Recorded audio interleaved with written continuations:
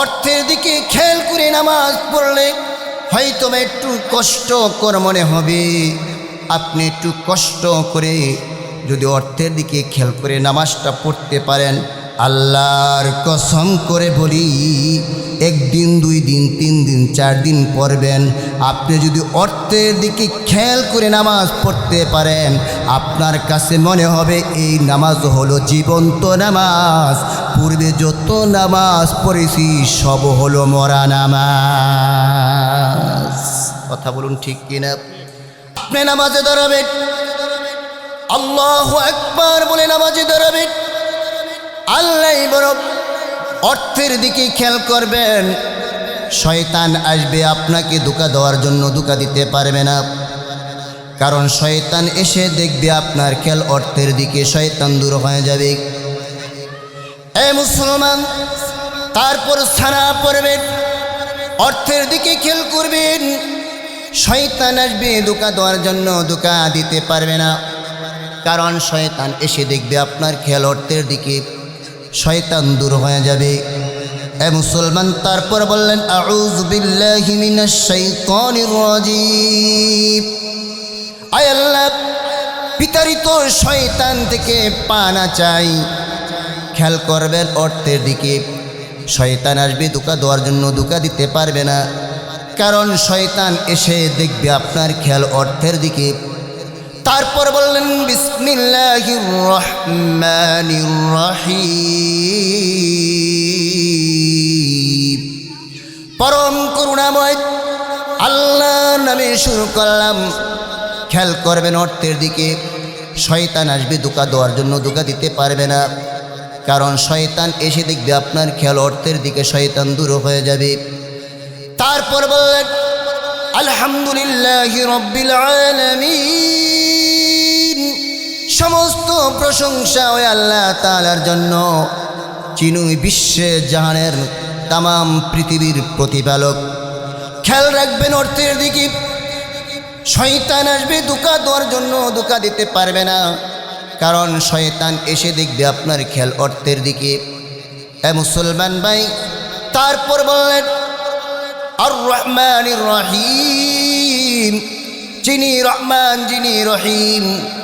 খেয়াল রাখলেন অর্থের দিকে, শয়তান আসবে ধোঁকা দেওয়ার জন্য, ধোঁকা দিতে পারবে না। কারণ শয়তান এসে দেখবে আপনার খেয়াল অর্থের দিকে, শয়তান দূর হয়ে যাবে। তারপর বললেন মালিক ইয়াউমিদ্দিন, যিনি বিচার দিবসের মালিক। খেয়াল রাখলেন অর্থের দিকে, শয়তান আসবে ধোঁকা দেওয়ার জন্য, ধোঁকা দিতে পারবে না। কারণ শয়তান এসে দেখবে আপনার খেয়াল অর্থের দিকে, শয়তান দূর হয়ে যাবে। তারপর বললেন ইয়্যাকা না'বুদু ওয়া ইয়্যাকা নাস্তাঈন। খেয়াল রাখবেন অর্থের দিকে, আল্লাহ আমরা তোমারই ইবাদত করি এবং তোমার কাছে সাহায্য প্রার্থনা করি। খেয়াল রাখবেন অর্থের দিকে, শয়তান আসবে ধোঁকা দেওয়ার জন্য, ধোঁকা দিতে পারবে না, শয়তান দূর হয়ে যাবে। এ মুসলমান ভাই, তারপর বললেন ইহদিনাস সিরাতাল মুস্তাকিম। আপনি খেয়াল রাখবেন অর্থের দিকে, আল্লাহ তুমি আমাদেরকে সরল পথের রাস্তা দেখাও। খেয়াল রাখলেন অর্থের দিকে, শয়তান আসবে ধোঁকা দেওয়ার জন্য, ধোঁকা দিতে পারবে না। শয়তান এসে দেখবে আপনার খেয়াল অর্থের দিকে, শয়তান দূর হয়ে যাবে। তারপর বললেন সিরাতাল্লাযীনা আন'আমতা আলাইহিম। রব্বে করিম, যাদেরকে তুমি নিয়ামত দান করেছ, তাদের রাস্তা তুমি আমাদেরকে দেখাও। খেয়াল রাখলেন অর্থের দিকে, শয়তান আসবে ধোঁকা দেওয়ার জন্য, ধোঁকা দিতে পারবে না। শয়তান এসে দেখবে আপনার খেয়াল অর্থের দিকে, শয়তান দূর হয়ে যাবে। এ মুসলমান, তারপর বললেন গায়রিল মাগদুবি আলাইহিম ওয়ালাদ-দাল্লিন। আয় আল্লাহ রব্বুল আলামিন, যারা খ্রিস্টান, যারা নাসারা, যারা পথভ্রষ্ট হয়ে গেছে, তাদের রাস্তা তুমি আমাদেরকে দেখাবা না। খেয়াল রাখবেন, অর্থের দিকে শয়তান আসবে, ধোঁকা দেওয়ার জন্য ধোঁকা দিতে পারবে না, শয়তান দূর হয়ে যাবে। এ মুসলমান, তার বললেন আমিন। আমিন মানে কবুল হওয়া। এ মুসলমান, খেয়াল রাখবেন, অর্থের দিকে শয়তান আসবে, ধোঁকা দেওয়ার জন্য ধোঁকা দিতে পারবে না, কারণ শয়তান এসে দেখবে আপনার খেয়াল অর্থের দিকে, শয়তান দূর হয়ে যাবে। হে মুসলমান, নামাজি ব্যক্তি যখন নামাজের মধ্যে সূরা ফাতিহার পরে আমিন বলে, অসংখ্য অগণিত ফেরেশতারা হাবিব আমার বলেন, ওই ইমামের আমিনের সাথে নামাজি ব্যক্তির আমিনের সাথে অসংখ্য অগণিত ফেরেশতারা আমিন আমিন বলে।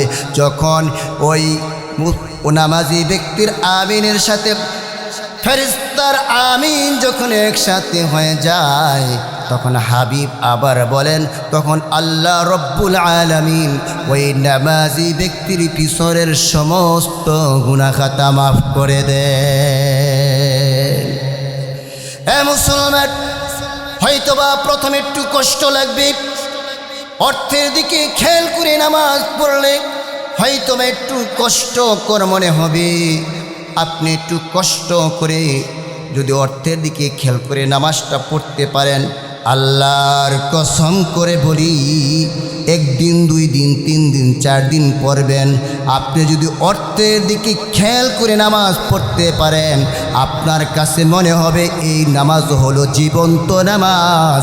পূর্বে যত নামাজ পড়েছি সব হলো মরা নামাজ। কথা বলুন ঠিক কিনা? يا أيها الذين آمنوا اصبروا وصابروا ورابطوا واتقوا الله وصابروا ورابطوا واتقوا الله لعلكم تفلحون।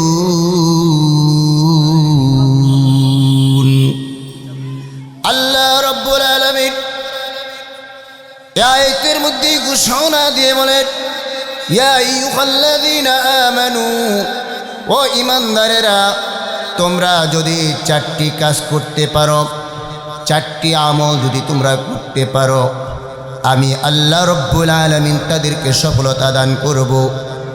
এ মুসলমান ভাইরা, এই 4টি কর্মসূচির মধ্য হইতে প্রথম নম্বর কর্মসূচি হলো ইসবিরু, সবর করা লাগবে, ধৈর্য ধারণ করা লাগবে। আর 2 নম্বর অসাবিরু, সবরে অটল থাকা লাগবে। আর 3 নম্বরে হলো অরবিতু, সবরের ধারাবাহিকতা বজায় রাখা লাগবে। আর 4 নম্বরে রব্বুল আলামিন বলেন, ওয়াত্তাকুল্লাহ। 4 নম্বরে আল্লাহ রব্বুল আলামিন বলেন, আল্লাহকে ভয় করতে হবে। 1 নম্বরে সবর করা লাগবে, আর 2 নম্বরে সবরে অটল থাকা লাগবে, আর 3 নম্বরে সবরে ধারাবাহিকতা বজায় রাখা লাগবে, আর 4 নম্বরে আল্লাহকে ভয় করতে হবে। এই 4টি কাজ যদি কেউ করতে পারে, আল্লাহ রব্বুল আলামিন তাদেরকে বলেন, লাআল্লাকুম তুফলিহুন। আর জোরে বল, জবান কে দিছে? আর তো জোরে বলো, জবান কে দিছে? এই জবান দিয়ে কার নাম উচ্চারিত হবে? একবার জোরে বলেন আল্লাহু আকবার। আর জোরে বলো আল্লাহু আকবার। এ মুসলমান, কেউ যদি আল্লাহকে বড় করে ডাক দেয়, আল্লাহ রব্বুল আলামিন তার প্রতি খুশি হয়ে যান। এই জন্য মুসলমান, কর্মসূচি 4টি। 1 নম্বরে সবর করতে হবে। কোন জায়গায় সবর করা লাগবে তোর জমাই নাই। 2 নম্বরে সবরে অটল থাকা লাগবে। কোন জায়গায় সবরে অটল থাকা লাগবে তরজমায় নাই। আর 3 নম্বরে সবরে ধারাবাহিকতা বজায় রাখা লাগবে। কোন জায়গায় সবরে ধারাবাহিকতা বজায় রাখা লাগবে তরজমায় নাই। এ মুসলমান ভাইরা আমার, রাসূলুল্লাহ সাল্লাল্লাহু আলাইহি সাল্লাম বলেছেন, পৃথিবীর কোনো উম্মত যদি 3 জায়গায় সবর করতে পারে, 3 জায়গায় ধৈর্য ধারণ করতে পারে, আল্লাহ রব্বুল আলামিন তার নামটা সবরে বান্দার খাতায় তুলে দিবেন। এ মুসলমান ইমানদার আল্লাহর গোলাম,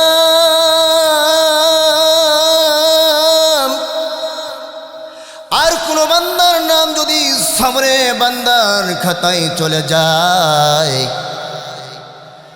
এ মুসলমান ওই সবরে বান্দা যেদিন নাকি দুনিয়ার জমিন থেকে বিদায় হয়ে যাবে, ওই সবরে বান্দা যখন কবরে চলে যাবে, আল্লাহ রব্বুল আলামিন যখন কবরের ভিতরে ওই বান্দাকে আবার জীবিত করবে, ও মুসলমান ওই সবরে বান্দা তাকায়া দেখবে, ওই সবরে বান্দা মাটির বিছানার মধ্যে শোয়া নয়, ওই সবরে বান্দা জান্নাতি বিছানার মধ্যে শুয়ে আছে।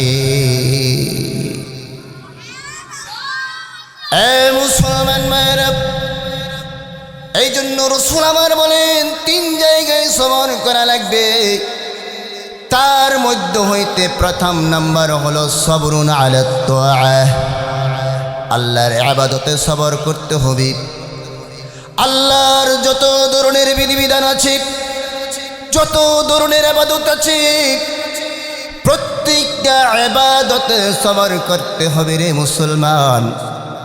এ মুসলমান, ইমানের পরে সর্বশ্রেষ্ঠ ইবাদত, দাবি ইবাদত হলো আকিমিস সালাহ। সর্বশ্রেষ্ঠ ইবাদত হলো নামাজ কায়েম করা।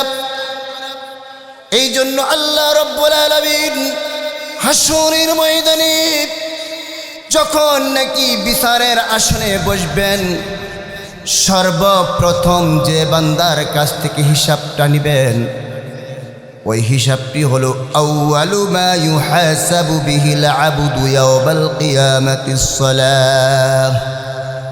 এই বান্দা তুমি নামাজ পড়ছো, এই নামাজের কথা বলবে। সর্বপ্রথম আল্লাহ রব্বুল আলামিন নামাজের হিসাব নেবেন। আল্লাহ জিজ্ঞেস করবেন না তুমি কি আওয়ামী লীগ করেছ না বিএনপি করেছ, তুমি জামাত করিস না ইসলামী আন্দোলন করেছ, এই সমস্ত কথাগুলো জিজ্ঞেস করবে না। এই কথা জিজ্ঞেস করবে না তুমি হজ করেছ না যাকাত দিয়েছ, এই কথা প্রথম জিজ্ঞেস করবেন না। সর্বপ্রথম আল্লাহ রব্বুল আলামিন আমাকে আপনাকে জিজ্ঞেস করবেন, বান্দা দুনিয়ার জমিন থেকে নামাজ পড়ে আসছো কিনা। সর্বপ্রথম আমাকে আপনাকে নামাজের কথা জিজ্ঞেস করবেন, বান্দা তুমি নামাজ পড়ছো, নামাজ পড়ছো, নামাজ পড়ছো। সেই কথাটাই আল্লাহ তাআলা সর্বপ্রথম আমাকে আপনাকে জিজ্ঞেস করবেন। এই জন্য পবিত্র কুরআনুল কারীমে 1 বার নয়, 2 বার নয়, 3 বার নয়, 5 বার নয়, 10 বার নয়, 80 থেকে 82 জায়গায় আল্লাহ রব্বুল আলামিন পবিত্র কুরআনুল কারীমে ইমানদারদেরকে ডাক দিয়ে বলেছেন, বান্দা দুনিয়ার জমিন থেকে নামাজ পড়বা, নামাজ পড়বা, নামাজ পড়বা, নামাজ কায়েম করে হাসরের ময়দানে আমি রব্বুল আলামিনের কাছে হাজিরা দিবা। এ মুসলমান ভাইরা, আল্লাহ রব্বুল আলামিন পবিত্র কুরআনুল কারীমে বলেন, ইয়া আইয়ুহাল্লাযীনা আমানু ইসতাঈনু বিস-সাবরি ওয়াস-সালাহ ইন্নাল্লাহা মা'আস-সাবিরিন।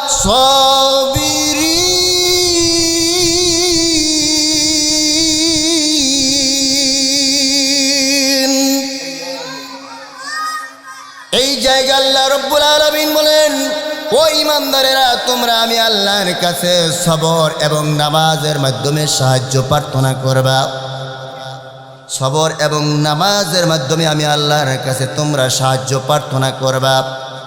আরেক জায়গায় আল্লাহ রব্বুল আলামিন বলেন, ইন্নাস সালাতা তানহা আনিল ফাহশাই ওয়াল মুনকার ওয়ালাযিকরুল্লাহি আকবার ওয়াল্লাহু ইয়ালামু মা তাসনাউন। বলেন আল্লাহু আকবার।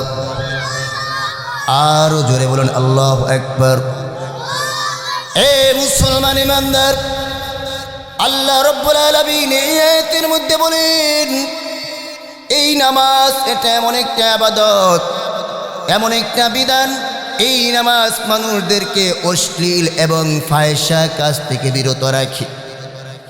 অশ্লীল এবং ফাহিশা পাপাচার থেকে মানুষকে এই নামাজ বিরত রাখে।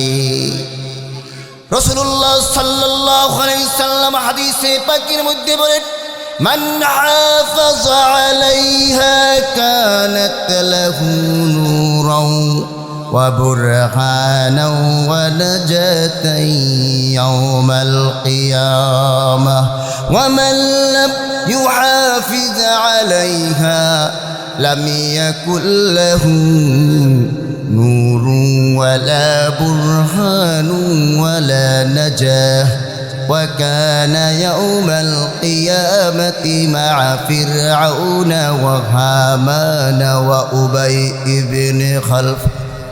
রাসূলুল্লাহ সাল্লাল্লাহু আলাইহি সাল্লাম বলেন, কোন ব্যক্তি যদি এই নামাজের প্রতি যত্নবান হয়, 5 ওয়াক্ত নামাজ সময়ের প্রতি লক্ষ্য রেখে আদায় করে, আমার রাসূল বলেন, কাল কিয়ামতের দিন ওই নামাজি বান্দার চেহারাটা নূরে ঝলমল করতে থাকবে। জোরে জোরে বলুন সুবহানাল্লাহ।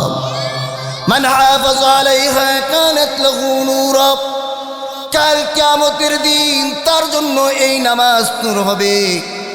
কাল কিয়ামতের দিন হাশরের ময়দানে এই নামাজ তার জন্য দলিল হবে, এই নামাজ তার জন্য নাজাতের কারণ হবে। এ মুসলমান, অন্য হাদিসের মধ্যে পাওয়া যায়, যে ব্যক্তি 5 বেলার নামাজ আদায় করবে, কাল কিয়ামতের দিন হাশরের ময়দানে ওই নামাজি ব্যক্তি হযরতে আবু বকর, ওমর, উসমান, আলী রাদিয়াল্লাহু তাআলা আনহুর সঙ্গে জান্নাতে প্রবেশ করিবে। আর যে ব্যক্তি নামাজের প্রতি যত্নবান না হয়, ومن لم يحافظ عليها لم يكن له نور ولا برهان ولا نجاة وكان يوم القيامة مع فرعون وهامان وأبي بن خلف।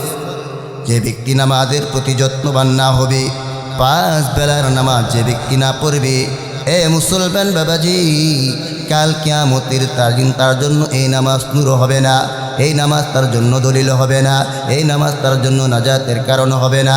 ওই বেনামাজি ব্যক্তি বড় বড় কাফের, ফেরাউন, হামান, উবাই ইবনে খলফের সঙ্গে জাহান্নামে যাবে। এ মুসলমান ভাইরা, আল্লাহ রব্বুল আলামিন আয়াতের মধ্যে বলেন, ইন্নাস সালাতা তানহা আনিল ফাহশাই ওয়াল মুনকার, এই নামাজ মানুষকে সমস্ত ফাহিশা এবং অশ্লীল কাজ থেকে বিরত রাখে।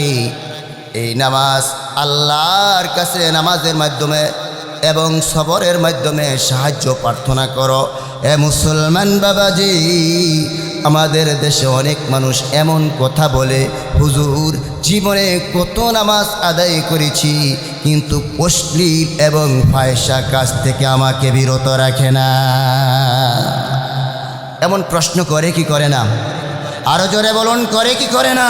হুজুর দেখেছি অমুক চেয়ারম্যান মেম্বার 5 ওয়াক্ত নামাজ পড়ে আবার সুদও খায়।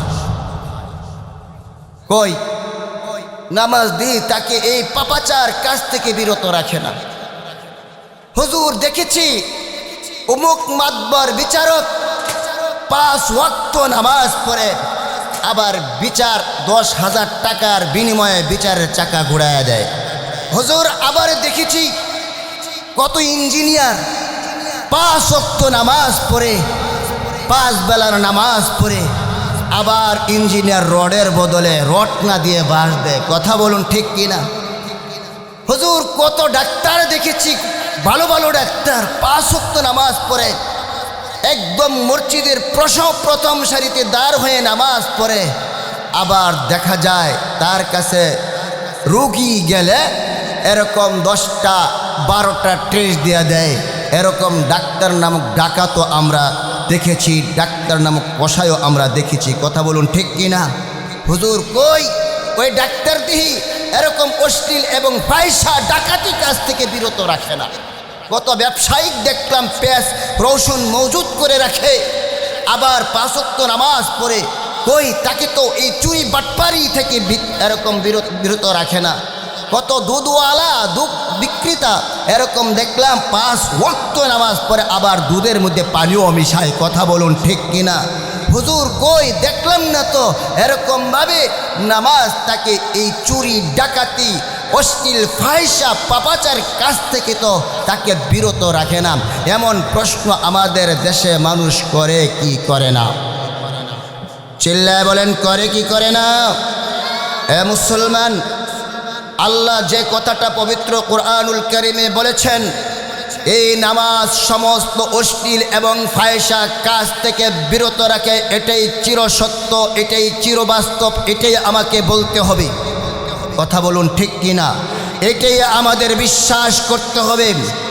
যদি দেখেন কোনো মানুষকে এই নামাজ পড়ে তারপরও অশ্লীল এবং ফাহিশা পাপাচার কাজ থেকে বিরত না রাখে, তাহলে বুঝতে হবে তার নামাজ আল্লাহর দরবারে গ্রহণযোগ্য হয়নি। কথা বলুন ঠিক কিনা?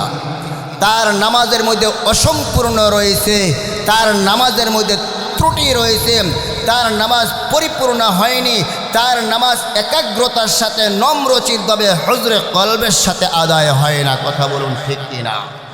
আরো জোরে বলুন ঠিক কিনা? এ মুসলমান, এই জন্য আমাদের এই দুনিয়ার জমিনে হাদিসের মধ্যে আসছে হযরত আবু হুরায়রা রাদিয়াল্লাহু তাআলা আনহু বড় আফসোস করে বলেন, বড় আফসোস করে বলেন, ইন্নার রাজুলা লা ইউসাল্লি 60 সানা ওয়ালা তুকবাল মিনহু সালাতু ওয়ালা ইউতিম্মা রুকুআহা ওয়ালা সুজুদাহা ওয়ালা কিয়ামাহা ওয়ালা খুশুআহা। আবু হুরায়রা রাদিয়াল্লাহু তাআলা আনহু থেকে বর্ণিত, পৃথিবীর জমিনে এমনও মানুষ আছে নামাজি ব্যক্তি যে 60 বছর নামাজ পড়তেছে, 60 বছর নামাজ পড়তেছে। হায় আফসোস, হায় আফসোস, হায় আফসোস, লা তুকবাল মিনহু সালাতু। এই 60 বছর নামাজের মধ্যে হইতে একদিনের নামাজ, 1 রাকাত নামাজ, 1 ওয়াক্তের নামাজ আল্লাহর দরবারে গ্রহণযোগ্য হয়নি। সাহাবায়ে কেরাম জিজ্ঞেস করলেন আবু হুরায়রাকে, ও সাহাবী, তার কারণ কি? তখন ওই সাহাবী বললেন যে ওয়ালা ইউতিম্মা রুকুআহা ওয়ালা সুজুদাহা ওয়ালা কিয়ামাহা ওয়ালা খুশুআহা। তার রুকু পরিপূর্ণ হয়নি, রুকুর হক আদায় করে সে নামাজ পড়েনি। ওয়ালা সুজুদাহা, তার সাজদা পরিপূর্ণভাবে আদায় হয়নি, এবং তার দাঁড়ানো কিয়াম পরিপূর্ণভাবে আদায় হয়নি, এবং ওই ব্যক্তি খুশুর সহিত নামাজটা আদায় করেনি। এই জন্য তার নামাজ কবুল হয় না। এ মুসলমান বাবাজি, কোনো মানুষ যদি মাসলা মাসাইল না জেনে শুধু নামাজ পড়ে, নামাজ পড়তেই থাকে, নামাজের হক যদি আদায় না হয়, তাহলে ওই নামাজ অশ্লীল এবং ফাহিশা কাজ থেকে বিরত দূরের কথা, ওই নামাজ আল্লাহর দরবারে গ্রহণযোগ্য পর্যন্ত হয়নি। কথা বলুন ঠিক কিনা? আর জোরে বলুন ঠিক কিনা? এ মুসলমান ভাইরা, এই জন্য অসংখ্য হাদিসের মধ্যে এরকম রয়েছে, আল্লাহ রাসূল সাল্লাল্লাহু আলাইহি ওয়াসাল্লাম একদিন মসজিদে নববীর ভিতরে বসা ছিলেন। আল্লাহর নবী একদিন মসজিদে নববীর ভিতরে বসা ছিলেন। হঠাৎ করে একজন নতুন সাহাবী মসজিদে নববীর ভিতরে দাঁড়াইয়া নামাজ আদায় করলেন। নামাজ যখন কমপ্লিট হয়ে গেল, ওই সাহাবী রাসূলুল্লাহ সাল্লাল্লাহু আলাইহি সাল্লামকে সালাম দিলেন। রাসূলুল্লাহ সাল্লাল্লাহু আলাইহি সাল্লামের সালামের জবাব দেওয়ার পরে আল্লাহর রাসূল ওই সাহাবীকে লক্ষ্য করে বললেন, ইরজি'i ফাসাল্লি ফা ইন্নাকা লাম তুসাল্লি। ও সাহাবী, তোমার নামাজ হয়নি, যাও তুমি গিয়ে আমার নামাজ পড়ো। ওই সাহাবী পুনরায় আবার তার মতো সে নামাজ পড়লো। আবার নামাজ পড়ে আল্লাহ রসুলের কাছে আসলেন। আল্লাহ রসুল ওই সাহাবীকে আবার লক্ষ্য করে বললেন, ইরজি'i ফাসাল্লি ফা ইন্নাকা লাম তুসাল্লি। ও সাহাবী, যাও আবার যে নামাজ পড়ো, কারণ তোমার নামাজ হয়নি। এমনভাবে একবার নয়, দুইবার নয়, এমনভাবে ওই সাহাবীকে তিনবার করে ফিরাই দিলেন। তিনবার যখন ফিরাই দিলেন, ওই সাহাবী আল্লাহর রাসূলকে ডাক দিয়ে বলেন, ইয়া রাসূলুল্লাহ, ইয়া হাবিবাল্লাহ, আমি যে নামাজ পড়েছি এই নামাজ আল্লাহর দরবারে কি গ্রহণযোগ্য হয়নি? আল্লাহর হাবিব বলেন, না, তোমার নামাজ গ্রহণযোগ্য হয়নি আল্লাহর দরবারে। আল্লাহর দরবারে এই নামাজ কবুল হয়নি। তখন ওই সাহাবী বললেন, ইয়া রাসূলুল্লাহ, ইয়া হাবিবাল্লাহ, এর চেয়ে ভালো পদ্ধতিতে নামাজ পড়া আমার জানা নাই। ইয়া রাসূলুল্লাহ, ইয়া হাবিবাল্লাহ, আমি কেমন করে নামাজ পড়ব? আমাকে একটু নামাজটা দেখায়া দেন। এ মুসলমান ভাইরা, তখন রাসূলুল্লাহ সাল্লাল্লাহু আলাইহি ওয়াসাল্লাম ওই সাহাবীকে প্র্যাকটিক্যালি নামাজের নিয়ম কানুন শিখাই দিলেন। কিভাবে নামাজ পড়তে হবে শিখাই দিলেন, কিভাবে দাঁড়াতে হবে, কিভাবে রুকু দিতে হবে, রুকু থেকে কতক্ষণ পর্যন্ত দাঁড়াতে হবে, দুই সিজদার মাঝখানে কতক্ষণ পর্যন্ত বসতে হবে, কিভাবে সিজদা করা লাগবে, কিভাবে সালাম দিতে হবে। এ মুসলমান, 2 রাকাত নামাজ পুরাপুরিভাবে রাসূলুল্লাহ সাল্লাল্লাহু আলাইহি সাল্লাম ওই সাহাবীকে প্র্যাকটিক্যালি দেখায় দিয়েছে। আল্লাহর রাসূল ওই সাহাবীকে বললেন, সল্লু কামা রাআইতুমুনি উসাল্লি। ও সাহাবী, তুমি তোমার মতো নামাজ পড়লে চলবে না। আমি নবীজি যেইভাবে নামাজ পড়ি ওইভাবে তোমাকে নামাজ পড়তে হবে। আমি নবীর মতো যদি তুমি নামাজ পড়ো, তাহলে ওই নামাজ আল্লাহর দরবারে গ্রহণযোগ্য হবে, ওই নামাজ আল্লাহর দরবারে কবুল হয়ে যাবে। হে মুসলমান ভাইরা, এই জন্য শুধু নামাজ পড়লেই চলবে না, নামাজের মতো নামাজ হওয়া লাগবে। নামাজ আমি আমার মতো পড়লে চলবে না, আমি আমার মতো নামাজ পড়লে চলবে না। রাসূলুল্লাহ সাল্লাল্লাহু আলাইহি সাল্লাম যেই পদ্ধতিতে, যেই সিস্টেমে নামাজ পড়েছেন, ওই সিস্টেমে আমাকে ওই পদ্ধতিতে নামাজ পড়তে হবে। কথা বলুন ঠিক কিনা? এ মুসলমান ভাইয়েরা আমার, রাসূলুল্লাহ সাল্লাল্লাহু আলাইহি সাল্লাম যেভাবে নামাজ পড়েছেন ওইভাবে আমাকে আপনাকে নামাজ পড়তে হবে। আমি যদি রাসূলুল্লাহ সাল্লাল্লাহু আলাইহি সাল্লামের মতো নামাজ না পড়ি, আমি আমার মতো নামাজ পড়ি, এই নামাজ কিয়ামত পর্যন্ত যদি এইভাবে পড়তেই থাকি, অশ্লীল এবং ফাহিশা কাজ থেকে বিরত রাখবে দূরের কথা, এই নামাজ আসমান পর্যন্ত পৌঁছবে না। কথা বলুন ঠিক কিনা? আর জোরে বলুন ঠিক কিনা? তাহলে কিভাবে নামাজ পড়তে হবে আমি ছোট করে আপনাদেরকে একটা সাজেশন দিব। আমি ছোট করে একটা পরামর্শ দিব, কিভাবে নামাজ পড়লে আল্লাহর কাছে গ্রহণযোগ্য হবে, কিভাবে নামাজ পড়লে রসুলের নামাজের মতো আমার নামাজ হয়ে যাওয়ার সম্ভাবনা আছে। আমি আপনাদেরকে একটা সাজেশন দিব। সেই সাজেশনটি হলো যে আপনি যারা আছেন বিজ্ঞ, অভিজ্ঞ, প্রশিক্ষণ যোগ্য মুহাক্কিক একজন আলেমের কাছে যাবেন। একজন বিজ্ঞ অভিজ্ঞ আলেমের কাছে, যে প্রশিক্ষণপ্রাপ্ত আলেমের কাছে যাইয়া তারপরে এই নামাজের মধ্যে যা যা পড়া লাগে, যা কিছু দরকার, যত মাসলা মাসায়েল, সূরা, কেরাত, মাসতুন দোয়া যা লাগে নামাজের মধ্যে, 4 রাকাত নামাজের মধ্যে সব শুদ্ধ করে ওই আলেমের কাছে, ইমামের কাছে, খতিবের কাছে যাইয়া আপনি শিখবেন। খতিবের কাছে গিয়ে আপনি শিখবেন, আল্লাহু আকবার শুদ্ধ করে শিখে নেবেন, সানা শুদ্ধ করে শিখে নেবেন, আউযু বিল্লাহি মিনাশ শাইতানির রাজিম শুদ্ধ করে শিখে নেবেন, বিসমিল্লাহির রহমানির রহিম শুদ্ধ করে শিখে নেবেন, সানা শুদ্ধ করে শিখে নেবেন, সূরা ফাতিহা শুদ্ধ করে শিখে নেবেন, সূরা নাস, সূরা ইখলাস, সূরা ফালাক, এরকমভাবে 10টা সূরা মোটামুটি শুদ্ধ করে শিখবেন। তারপরে তাশাহুদ, দুরূদ শরীফ, দয় নসুরা, দয় কুনুত, ওযুর ফরজ, গোসলের ফরজ, নামাজের বাহিরে ভিতরে 13 ফরজ। জাস্ট এক কথায় বলতে নামাজে যতটুকু ইলমের প্রয়োজন সব কিছু একজন বিজ্ঞ অভিজ্ঞ ইমাম খতিবের কাছে গিয়ে, প্রশিক্ষণপ্রাপ্ত একজন ইমামের কাছে গিয়ে আপনি শুদ্ধ করে সব কিছু শিখিয়ে নেবেন।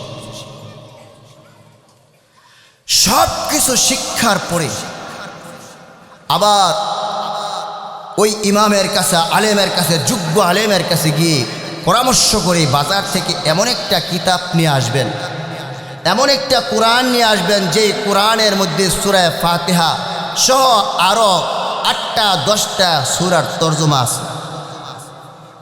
এমন একটা কিতাব লাইব্রেরি থেকে, বাজার থেকে সংগ্রহ করবেন। তখন ওই সূরার তরজমাগুলো ভালো করে মুখস্থ করবেন, ভালো করে মুখস্থ করে নামাজে দাঁড়াবেন। নামাজে দাঁড়াইয়া এই নামাজে যা কিছু করবেন সব অর্থের দিকে খেয়াল করবেন। অর্থের দিকে খেয়াল করলে শয়তান আসবে ধোঁকা দেওয়ার জন্য, ধোঁকা দিতে পারবে না, কারণ শয়তান এসে দেখবে আপনার খেয়াল অর্থের দিকে। কথা বলুন ঠিক কিনা? শয়তান দূর হয়ে যাবে। আপনি নামাজে দাঁড়াবেন, আল্লাহু আকবার বলে নামাজে দাঁড়াবেন, আল্লাহ বড়। অর্থের দিকে খেয়াল করবেন, শয়তান আসবে আপনাকে ধোঁকা দেওয়ার জন্য, ধোঁকা দিতে পারবে না, কারণ শয়তান এসে দেখবে আপনার খেয়াল অর্থের দিকে, শয়তান দূর হয়ে যাবে। এ মুসলমান, তারপর সানা পড়বেন, অর্থের দিকে খেয়াল করবেন, শয়তান আসবে ধোঁকা দেওয়ার জন্য, ধোঁকা দিতে পারবে না, কারণ শয়তান এসে দেখবে আপনার খেয়াল অর্থের দিকে, শয়তান দূর হয়ে যাবে। এ মুসলমান, তারপর বললেন আউযু বিল্লাহি মিনাশ শাইতানির রাজিম। আয় আল্লাহ, বিতাড়িত শয়তান থেকে পানা চাই। খেয়াল করবেন অর্থের দিকে, শয়তান আসবে ধোঁকা দেওয়ার জন্য, ধোঁকা দিতে পারবে না, কারণ শয়তান এসে দেখবে আপনার খেয়াল অর্থের দিকে। তারপর বললেন বিসমিল্লাহির রহমানির রহিম, পরম করুণাময় আল্লাহর নামে শুরু করলাম। খেয়াল করবেন অর্থের দিকে, শয়তান আসবে ধোঁকা দেওয়ার জন্য, ধোঁকা দিতে পারবে না, কারণ শয়তান এসে দেখবে আপনার খেয়াল অর্থের দিকে, শয়তান দূর হয়ে যাবে। তারপর বললেন আলহামদুলিল্লাহি রাব্বিল আলামিন, সমস্ত প্রশংসা ওই আল্লাহ তাআলার জন্য, যিনি বিশ্বে জাহানের তামাম পৃথিবীর প্রতিপালক। খেয়াল রাখবেন অর্থের দিকে, শয়তান আসবে ধোঁকা দেওয়ার জন্য, ধোঁকা দিতে পারবে না, কারণ শয়তান এসে দেখবে আপনার খেয়াল অর্থের দিকে। এ মুসলমান ভাই, তারপর বললেন আর রহমানির রহিম, যিনি রহমান, যিনি রহিম। খেয়াল রাখলেন অর্থের দিকে, শয়তান আসবে ধোঁকা দেওয়ার জন্য, ধোঁকা দিতে পারবে না, কারণ শয়তান এসে দেখবে আপনার খেয়াল অর্থের দিকে, শয়তান দূর হয়ে যাবে। তারপর বললেন মালিক ইয়াউমিদ্দিন, যিনি বিচার দিবসের মালিক। খেয়াল রাখলেন অর্থের দিকে, শয়তান আসবে ধোঁকা দেওয়ার জন্য, ধোঁকা দিতে পারবে না, কারণ শয়তান এসে দেখবে আপনার খেয়াল অর্থের দিকে, শয়তান দূর হয়ে যাবে। তারপর বললেন ইয়্যাকা না'বুদু ওয়া ইয়্যাকা নাস্তাঈন, নাস্তাঈন। খেয়াল রাখবেন অর্থের দিকে। আল্লাহ, আমরা তোমারই ইবাদত করি এবং তোমার কাছে সাহায্য প্রার্থনা করি। খেয়াল রাখবেন অর্থের দিকে। শয়তান আসবে ধোঁকা দেওয়ার জন্য, ধোঁকা দিতে পারবে না, শয়তান দূর হয়ে যাবে। এ মুসলমান ভাই, তারপর বললেন ইহদিনাস সিরাতাল মুস্তাকিম।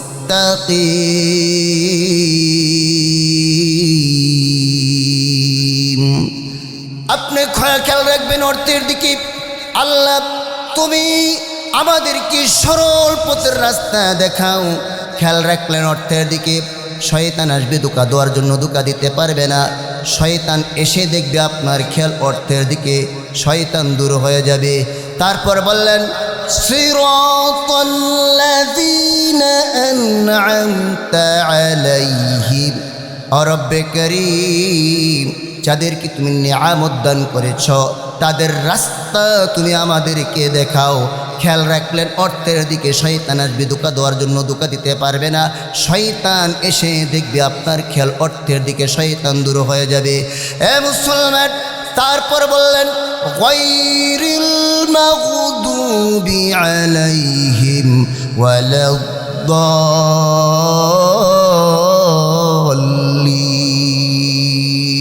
আয় আল্লাহ রাব্বুল আলামিন, যারা খ্রিস্টান, যারা নাসারা, যারা পথভ্রষ্ট হয়ে গেছে, তাদের রাস্তা তুমি আমাদেরকে দেখাবা না। খেয়াল রাখবেন অর্থের দিকে। শয়তান আসবে ধোঁকা দেওয়ার জন্য, ধোঁকা দিতে পারবে না, শয়তান দূর হয়ে যাবে। এ মুসলমান, তারপর বললেন আমিন। আমিন মানে কবুল হওয়া। এ মুসলমান, খেয়াল রাখবেন অর্থের দিকে। শয়তান আসবে ধোঁকা দেওয়ার জন্য, ধোঁকা দিতে পারবে না, কারণ শয়তান এসে দেখবে আপনার খেয়াল অর্থের দিকে, শয়তান দূর হয়ে যাবে। হে মুসলমান, নামাজি ব্যক্তি যখন নামাজের মধ্যে সূরা ফাতিহার পরে আমিন বলে, অসংখ্য অগণিত ফেরেশতারা হাবিব আমার বলেন, ওই ইমামের আমিনের সাথে নামাজি ব্যক্তির আমিনের সাথে অসংখ্য অগণিত ফেরেশতারা আমিন আমিন বলে। যখন ওই নামাজি ব্যক্তির আমিনের সাথে ফেরেশতার আমিন যখন একসাথে হয়ে যায়, তখন হাবিব আবার বলেন, তখন আল্লাহ রব্বুল আলামিন ওই নামাজি ব্যক্তির পিছনের সমস্ত গুনাহ খাতা মাফ করে দেন। এ মুসলমান, হয়তোবা প্রথমে একটু কষ্ট লাগবে। অর্থের দিকে খেয়াল করে নামাজ পড়লে হয়তোবা একটু কষ্টকর মনে হবে। আপনি একটু কষ্ট করে যদি অর্থের দিকে খেয়াল করে নামাজটা পড়তে পারেন, আল্লাহর কসম করে বলি, একদিন, 2 দিন, 3 দিন, 4 দিন পড়বেন, আপনি যদি অর্থের দিকে খেয়াল করে নামাজ পড়তে পারেন, আপনার কাছে মনে হবে এই নামাজ হলো জীবন্ত নামাজ।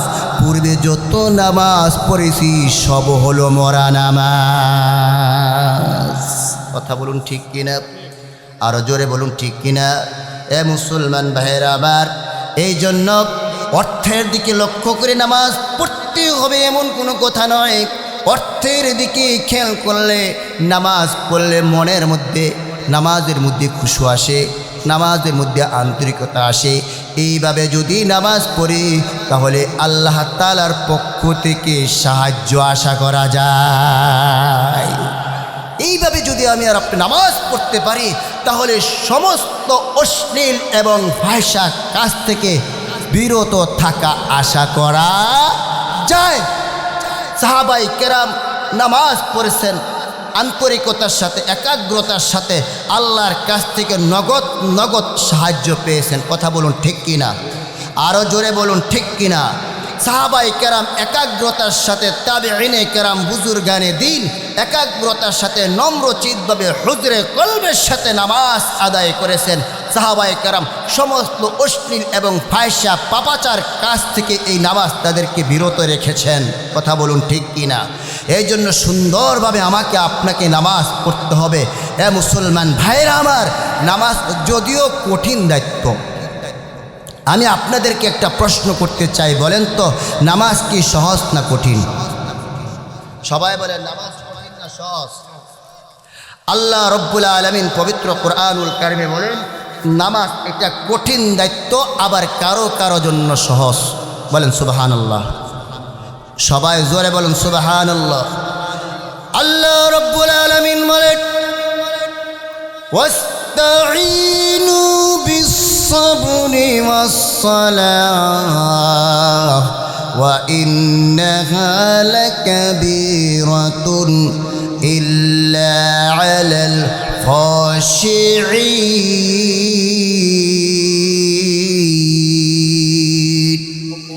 আমার আল্লাহ বলেন সবর এবং নামাজের মাধ্যমে আমি আল্লাহর কাছে সাহায্য প্রার্থনা করো। তারপরে বলেন ওয়া ইন্নাহা লাকাবীরাতুন, যেই সবর এবং নামাজের মাধ্যমে তোমরা আমি আল্লাহর কাছে সাহায্য প্রার্থনা করবা। ওয়া ইন্নাহা লাকাবীরাতুন, ওই নামাজ সহজ নয়, ওই নামাজ হলো কঠিন এবং ভারী দায়িত্ব। কে বলেছেন? জোরে বলুন, কে বলেছেন? আল্লাহ বলেছেন। কিন্তু সবার জন্য কঠিন নয়। তারপরে আল্লাহ রাব্বুল আলামিন বললেন ইল্লা আলাল খাশিঈন, যারা খাশিঈন তাদের জন্য এই নামাজ কঠিন নয়। এই খাশিঈনের অনেক অর্থ রয়েছে, তার মধ্যে একটা অর্থ হলো ইল্লা আলাল খাশিঈন, আই ইল্লা আলাল মুহিব্বিন, প্রেম ও ভালোবাসা যাদের অন্তরে আল্লাহ এবং রসুলের ভালোবাসা আছে, যাদের অন্তরে আল্লাহ এবং রসুলের ভালোবাসা আছে, যাদের অন্তরে আল্লাহ এবং রসুলের ভালোবাসার মারেফত আছে, যাদের অন্তরে আল্লাহ এবং রসুলের ভালোবাসার মারেফতের আগুন আছে, ও মুসলমান বাবাজি, তাদের জন্য এই নামাজ কঠিন নয়, তাদের জন্য এই নামাজ বিরক্তি উৎপাদন করে না, তাদের জন্য এই নামাজ হলো মজা এবং আনন্দদায়ক। চিল্লায়া বলুন সুবহানাল্লাহ। কাজেই বোঝা গেল যাদের অন্তরে আল্লাহ এবং রসুলের ভালোবাসা আছে, যাদের অন্তরে ঈমান মজবুত, তাদের কাছে এই নামাজ মজা এবং আনন্দদায়ক। কাজেই বোঝা গেল যারা 5 বেলার নামাজ পড়ে, 5 ওয়াক্ত নামাজ পড়ে, তাদের কলিজার ভিতরে আল্লাহ এবং রসুলের ভালোবাসা আছে। আর যারা নামাজ পড়ে না, তারা যতই বলুক নামাজ না পড়তে পারে, ঈমানটা বড় মজবুত। আমি বলবো কোরআন দিয়ে প্রমাণ, তাদের মতন বেঈমান, তাদের মতন নির্লজ্জ, তাদের মতন বোকা শোকা ব্যক্তি পৃথিবীর জমিনে, আসমানের নিচে, জমিনের ওপরে আর কেউ হতে পারে না। কথা বলুন ঠিক কিনা? আর যারা 1 ওয়াক্ত পড়ে, 4 ওয়াক্ত পড়ে না, বিন্দু পরিমাণ, সামান্য পরিমাণ ঈমান আছে, যে ঈমানে তারা জান্নাত পর্যন্ত পৌঁছাইতে পারবে না। কথা বলুন ঠিক কিনা? আর যারা 3 ওয়াক্ত পড়ে, 2 ওয়াক্ত পড়ে না, তাদের কিছু আছে। যারা 5 ওয়াক্ত পড়ে মাশাআল্লাহ মোটামুটি আছে। এটা কোরআন দিয়ে, আয়াত দিয়া প্রমাণ। মুসলমান ভাইয়েরা আমার, আর যারা 5 বেলার নামাজ সহ তাহাজ্জুদ, ইশরাক, তাওবিন আরও অন্যান্য নামাজগুলো পড়ে, বুঝতে হবে তাদের কলিজার ভিতরে আলহামদুলিল্লাহ মোটামুটি আল্লাহ এবং রসুলের ভালোবাসার আগুন আছে। কথা বলুন ঠিক কিনা? আর তোর জোরে বলতে হবে ঠিক কিনা? এই জন্য সাহাবায়ে কেরামের কলিজার ভিতরে আল্লাহ এবং রসুলের ভালোবাসা আছে। এই জন্য তারা সারা রাত্র দাঁড়াইয়া নামাজ পড়েছে, কারণ তাদের জন্য নামাজ হলো আনন্দদায়ক এবং মজার বিষয়। কথা বলুন ঠিক কিনা?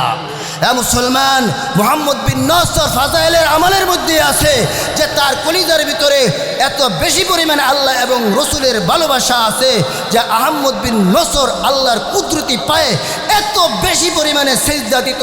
সেজদা দিতে দিতে দিতে দিতে কখনো কখনো কপালের মধ্যে গাও হয়ে যেত, ক্ষত হয়ে যেত। এত নামাজের মধ্যে মজা পেয়েছে, তারপরও নামাজের বেলায় সামান্যতম পার্থক্য দেখা দিল না। বলে কেন? নামাজে মজা পায়, কারণ ঈমান বড় মজবুত, শক্তিশালী। তাহলে যে ব্যক্তি নামাজ পড়ে, মসজিদে যাইয়া 5 ওয়াক্ত নামাজ পড়ে, তাকে ঈমানদার বলেই তোমরা সাক্ষী দাও। কথা বলুন ঠিক কিনা? ফাজাইলে আমার আছে না নাই?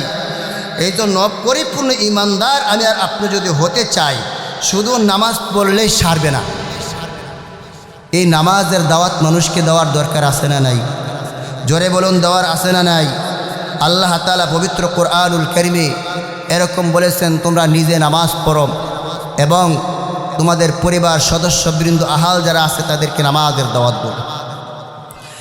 আল্লাহ রাব্বুল আলামিন বলেন, وَأْمُرْ أَهْلَكَ بِالصَّلَاةِ وَاصْطَبِرْ عَلَيْهَا لَا نَسْأَلُكَ رِزْقًا نَحْنُ نَرْزُقُكَ وَالْعَاقِبَةُ لِلتَّقْوَى। আসমান জমিনের মালিক এই আয়াতের মধ্যে পড়ে তোমরা নিজে নামাজ পড়ো।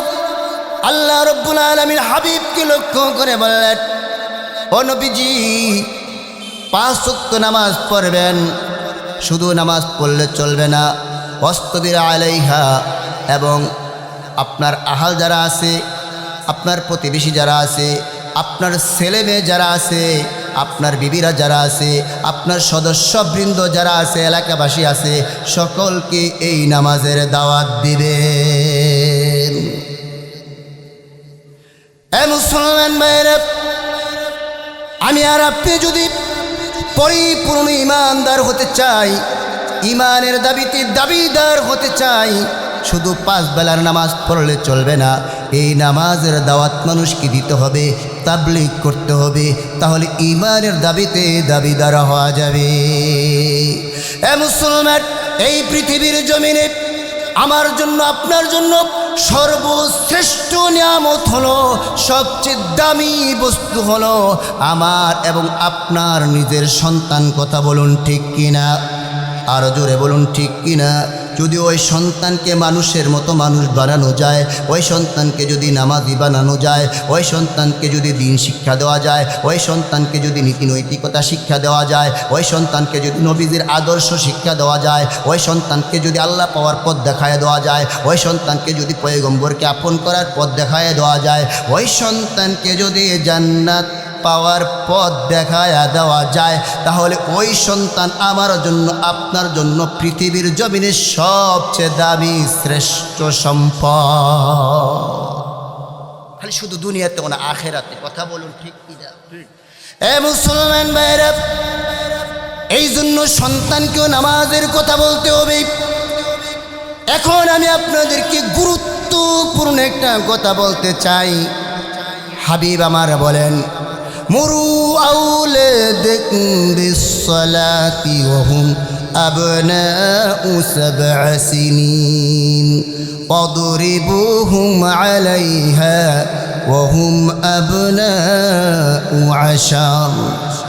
নবীজি বলেন, সন্তানের বয়স যখন, মুরু আউলাদাকুম বিসসালাতি ওয়া হুম আবনাউ 7 সিনিন, সন্তানের বয়স যখন নাকি 7 বৎসর হবে, একটু আওয়াজ করে বলা যাবে কয় বৎসর হলে? সবাই বলেন কয় বৎসর? 7 বৎসর যখন হবে, তখন ওই সন্তানকে নামাজের কথা বলতে হবে, নামাজের দাওয়াত দিতে হবে, নামাজের ফজিলত বর্ণনা করতে হবে। নামাজ পড়লে কি শাস্তি, নামাজ না পড়লে কি শাস্তি হবে, নামাজ পড়লে আল্লাহ রব্বুল আলামিন কি প্রতিদান দান করবেন। হযরতে লোকমান হাকিম তার কলিজার টুকরা সন্তানকে যেভাবে সুন্দর করে আদর করে মায়া করে নামাজের কথা শিখাইলেন, নামাজের কথা বললেন, এইভাবে আমরা আমাদের সন্তানদেরকে নামাজের কথা বলতে হবে। যখন 7 বৎসর বয়স হবে, বাবা তুমি নামাজ পড়ো, নামাজ পড়ো, তাকে হাতে ধরে ধরে মসজিদে নিয়ে নামাজ পড়াতে হবে। তারপর হাবিব বলেন, ওয়াদরিবুহুম আলাইহা ওয়া হুম আবনাউ 10। সন্তানের বয়স যখন নাকি 10 বৎসর হবে, ওই সন্তান যদি নামাজ কায়েম না করে, ওই সন্তান যদি নামাজ না পড়ে, তাহলে প্রয়োজনে তাকে শাসন করতে হবে, নামাজের জন্য তাকে চাপ দিতে হবে। কথা বলুন ঠিক কিনা? আর জোরে বলুন ঠিক কিনা? আমাদের দেশে কিছু মানুষ আছে, আমাদের দেশে কিছু ভদ্রলোক আছে, তারা বলে এই অবুঝ নাবালেগ ছোট সন্তানদেরকে এই দিনের জন্য, নামাজের জন্য, ইসলামের জন্য কেন চাপ দিব? তাদের স্বাধীনতা কেন নষ্ট করব? তারা বালেগ হলে, বড় হলে মনে চাইলে তারা নামাজ পড়বে, দিনের উপর চলবে, রসুলের আদর্শের উপর চলবে, মনে না চাই না চলবে। তাদের স্বাধীনতা কেন নষ্ট করব? এমন কিছু প্রশ্ন আমাদের দেশে করে কি করে না? আরে সব বিষয়ে সন্তানদেরকে চাপ দেব না, শাসন করব না, এটা তো একজন বিবেকবান মানুষের কথা হতে পারে না। এটা তো একজন সুষ্ঠু মানুষের কথা হতে পারে না, বুদ্ধিমান মানুষের কথা হতে পারে না। সব বিষয়ে চাপ দেওয়া যাবে না। এ মুসলমান, সন্তানকে বললাম কাপড় খুলে গোসল করো, এর মানে এই নয় যে একবার উলঙ্গ হয়ে সমস্ত কাপড় খুলে তারপরে গোসল করতে হবে। সন্তানকে বললাম যে বাবা কাপড় পরিধান করে ঘুমাবা, এটা রসুলের সুন্নত, এর মানে এটা না সুইটার জ্যাকেট জাম্পার গায়ে দিয়ে ঘুমাতে হবে। রসুল আমার বলেন ওয়াদরিবুহুম আলাইহা ওয়াহুম আবনাউ আশার, সন্তানের বয়স 10 বছর হলে নামাজ না পড়লে তাকে শাসন করবা, দিনের উপর না চললে, নামাজ না পড়লে প্রয়োজনে তাকে চাপ দেবা। এর অর্থ এটা না তাকে শাসন করে তাকে একেবারে রক্তাক্ত করে ফেলা, তাকে একবারে চাপ দিয়ে মেরে ফেলা, এর অর্থ এই নয়। কথা বলুন ঠিক কিনা? আরও জোরে বলুন ঠিক কিনা? এ মুসলমান ভাইরা, সন্তানকে স্বাধীনের ওপর ছেড়ে দিলে ওই সন্তান মানুষ হবে না, ওই সন্তান লাইনচ্যুত হয়ে যাবে, ওই সন্তান পথভ্রষ্ট হয়ে যাবে, ওই সন্তান দিন থেকে সরে যাবে। এ মুসলমান ভাইরা, আমাদের দেশে পুলিশ ট্রাফিক ব্যবস্থা আছে না নাই? জোরে বলুন আছে না নাই? আমাদের দেশ স্বাধীন দেশ বাংলাদেশ, অনেক কষ্ট করে মানুষ বাংলাদেশটাকে স্বাধীন করেছে। কথা বলুন ঠিক কিনা? তাহলে আমাদের দেশে বিভিন্ন জায়গায় রাস্তার মোড়ে মোড়ে ট্রাফিক ব্যবস্থা পুলিশ আছে। তাদের দায়িত্ব কি? তাদের হাতে থাকে একটা লাঠি, তাদের মুখে থাকে একটা বাঁশি, তাদের ডানে বামে পিছনের সামনের রাস্তা থাকে। তারা কি করে যে গাড়ি মাঝে মধ্যে ডান দিকে ইশারা দেয় আসা যাবে না, মাঝে মধ্যে বাম দিকে, মাঝে মধ্যে পিছনেটা রেখে বলে সামনে যাও। কথা বলেন ঠিক কি না? এখন যারা নাকি যাদেরকে বাধা দিয়েছে তারা যদি বলে স্বাধীন দেশ বাংলাদেশ অনেক কষ্ট করে মানুষ স্বাধীন করেছে, আমরা ট্রাফিক ব্যবস্থা মানি না, যেভাবে মনে চাই ওইভাবে গাড়ি নিয়ে চলবো, স্বাধীন দেশ স্বাধীন দেশ, মনে চাইলে ডানে চলবো, মনে চাইলে বামে চলবো, এই কথা যদি কোনো ড্রাইভার বলে, আপনারা বলেন ওই ড্রাইভারকে আপনারা বিবেকবান মানুষ বলে সাক্ষী দিবেন নাকি বোকা বলবেন? বোকা বলে কেন? যদিও বাংলাদেশ স্বাধীন দেশ, সব জায়গায় সব সময় তাকে স্বাধীনতা দিতে হবে, এটা তো তার জন্য কল্যাণ হবে না, মঙ্গল হবে না। কথা বলুন ঠিক কিনা? যদি ট্রাফিক ব্যবস্থা সে মেনে নেয়, ধৈর্য ধারণ করে সহ্য করে ট্রাফিক ব্যবস্থা যদি মেনে নেয়, দেখবেন অল্প সময়ের মধ্যে ওই ড্রাইভার তার গাড়ি নিয়ে নিরাপদে বাড়িতে গন্তব্যস্থান পর্যন্ত পৌঁছতে পারবে। কথা বলুন ঠিক কিনা? আর যদি বলেন না স্বাধীন দেশ, যেইভাবে মনে চাই ওইভাবে চলবো, ট্রাফিক ব্যবস্থা মানি না, তাহলে দেখবেন রাস্তার মধ্যে এমন জ্যাম বাজবে, রাত কি রাত যাবে, দিন কি দিন যাবে, কেউ এই জ্যাম সারাতে পারবে না। রাস্তার মধ্যে এক অরাজকতা সৃষ্টি হবে, বিশৃঙ্খলা সৃষ্টি হবে, এই জ্যাম আর কেউ সারাতে পারবে না। কথা বলুন ঠিক কিনা? তাহলে ট্রাফিক ব্যবস্থা পুলিশ যে তার স্বাধীনতা নষ্ট করলো, এবার বলেন তার কল্যাণের জন্য মঙ্গলের জন্য তাকে বাধা দিল নাকি তাকে এরকম তার বাধা দিল নাকি এমনি বাধা দিল? তার কল্যাণের জন্য বাধা দিয়েছে। এ মুসলমান ভাইরা, যারা বলে সন্তানকে বাধা দেওয়া যাবে না, তাদের স্বাধীনতার উপর ছেড়ে দিতে হবে, অবুঝ বাচ্চা নাবালেগ বাচ্চাকে শাস্তি দেওয়া যাবে না, নামাজের জন্য চাপ দেওয়া যাবে না, এটা ঠিক হবে না। আমি বলবো এটা একজন বিবেকবান মানুষের কথা হতে পারে না। আপনি যদি আপনার সন্তানকে 10 বছর বয়স হলে যদি আপনার সন্তানকে নামাজি বানাতে পারেন, মুত্তাকি বানাতে পারেন, পরহেজগারি বানাতে পারেন, আল্লাহ পাওয়ার পথ দেখাতে পারেন, জান্নাত পাওয়ার পথ দেখাতে পারেন, তাহলে আপনার সন্তান দুনিয়াতেও সফল কাম হয়ে যাবে। কথা বলুন ঠিক কিনা? আরও জোরে বলুন ঠিক কিনা? এ মুসলমান, তাহলে দুনিয়া তো ব্যর্থ, আখিরাত ব্যর্থ। এই জন্য সন্তানকে সময় হলে তাকে কী করতে হবে? শাসন করতে হবে। এ মুসলমান ভাইরা, হাদিসের মধ্যে আসছে রাসূলুল্লাহ সাল্লাল্লাহু আলাইহি ওয়াসাল্লাম বলেছেন, কুল্লু মাউলুদিন ইউলাদু আলাল ফিতরা ফাআবওয়াহু আও ইউহাউইদানিহি আও ইউনাসসিরানিহি আও ইউমাজ্জিসানিহি। নবীজি আমার বলেন, পৃথিবীর যত সন্তান আছে কোনো সন্তান চোর হয়ে দুনিয়ার জমিনে জন্মগ্রহণ করে না, কোনো সন্তান ডাকাত হয়ে দুনিয়ার জমিনে জন্মগ্রহণ করে না, কোনো সন্তান সুদখোর, ঘুষখোর, স্বৈরাচার, দুরাচার, নিকৃষ্টতম চরিত্রহীন লম্পট হয়ে দুনিয়ার জমিনে গ্রহণ করে না, কোনো সন্তান ইহুদি, নাসারা, খ্রিস্টান হয়ে দুনিয়ার জমিনে জন্মগ্রহণ করে না। পৃথিবীর প্রত্যেকটা সন্তান ইহুদির ঘরে হোক, মুসলমানের ঘরে হোক, খ্রিস্টানের ঘরে হোক, যার ঘরেই হোক না কেন, প্রতিটি সন্তান সুশিক্ষায় শিক্ষিত হয়ে পৃথিবীর জমিনে জন্মগ্রহণ করেন, সঠিক মতাদর্শের উপর জন্মগ্রহণ করেন, সঠিক চিন্তা চেতনার উপর জন্মগ্রহণ করেন। আল্লাহর রাসূল বলেছেন, কুল্লু মাউলুদিন ইউলাদু আলাল ফিতরা। তাহলে ওই সন্তানগুলো চুর হয়, বাটপার হয়, সিটার হয় কেন? তার কারণ হলো ফাআবওয়াহু আও ইউহাউইদানিহি আও ইউনাসসিরানিহি আও ইউমাজ্জিসানি। মা এবং বাবা ওই সন্তানকে ইহুদি বানায়, নাসারা বানায়, অগ্নি পূজক বানায়। মা বাবা অবহেলার কারণে, মা বাবার খামখালি করার কারণে, মা বাবার সন্তানের প্রতি খেয়াল না রাখার কারণে ওই সন্তান ইহুদি হয়, নাসারা হয়, খ্রিস্টান হয়, বৌদ্ধ হয়, চোর হয়, ডাকাত হয়, স্বৈরাচার হয়, দুরাচার হয়, নিকৃষ্টতম চরিত্র হয়, লাঞ্ছুত হয়। কথা বলুন ঠিক কি না? তাহলে একজন সন্তানের প্রথম শিক্ষক হলো নিজের মা এবং বাবা। আমি আর আপনি যত বড় হাজি হয়, মুত্তাকি হয়, গাজী হই, আলেম হয়, মুফতি হয়, আমার সন্তান যদি লাঞ্ছিত হয়ে যায়, নাফরমান হয়ে যায়, জাহান্নামী হয়ে যায়, তাহলে ওই সন্তান আমাকে হাতে ধরে রব্বানা আরিনাল লাদাইনি আদাল্লানা মিনাল জিন্নি ওয়াল ইনসি নাজআলহুমা তাহতা আকদামিনা লিয়াকুনা মিনাল আসফালিন। ওই সন্তানও জাহান্নামে যাবে, আমাকেও জাহান্নামে নিয়ে যাবে।